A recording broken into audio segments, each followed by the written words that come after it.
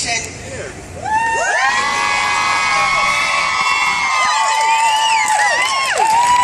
And also I'd like to thank all of those for whom I am providing voice today who have had to battle stroke. Stroke is the nation's fourth killer. And you know, for me personally, I'm someone who really values information. But 11 years ago, there was one bit of information that I did not know, and that was that every 40 seconds, someone in America is having a stroke. And the time that I'm standing here at this podium, there may be 4, 5, 6 people that will have a stroke or more.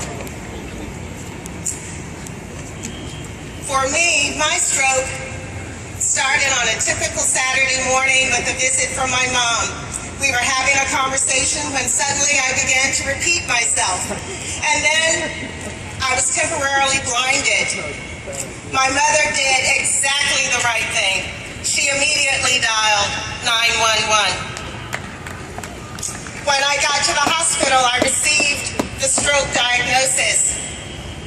And as I recovered, I learned that there is a lot more information for me to learn about stroke. First, I learned that I have a PFO, a hole in my heart.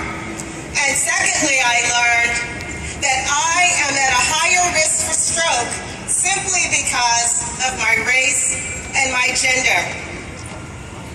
And following my stroke, I became quickly frustrated by the lack of available data for someone with my experience.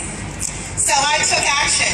I enrolled in graduate school with stroke among young adults as my research focus.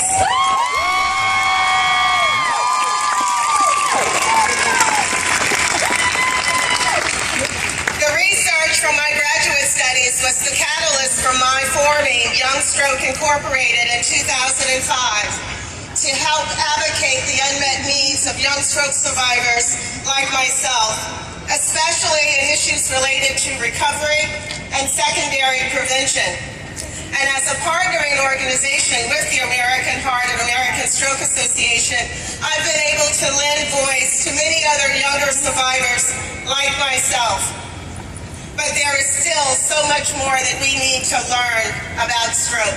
And this is why I remain a very committed advocate for the American Heart, the American Stroke Association, and for medical research generally. You know, one of the things that I've learned, certainly from the information that we have available, is that stroke can happen to anyone, at any age, any race, any gender.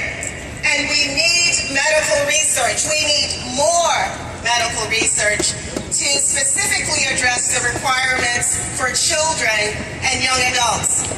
But without support for NIH, without support for effective treatments, without support for rehabilitation techniques, and even a cure for stroke, it's all going to be jeopardized for me, for you, and for our future generations. So I hope that Congress can hear us loud and clear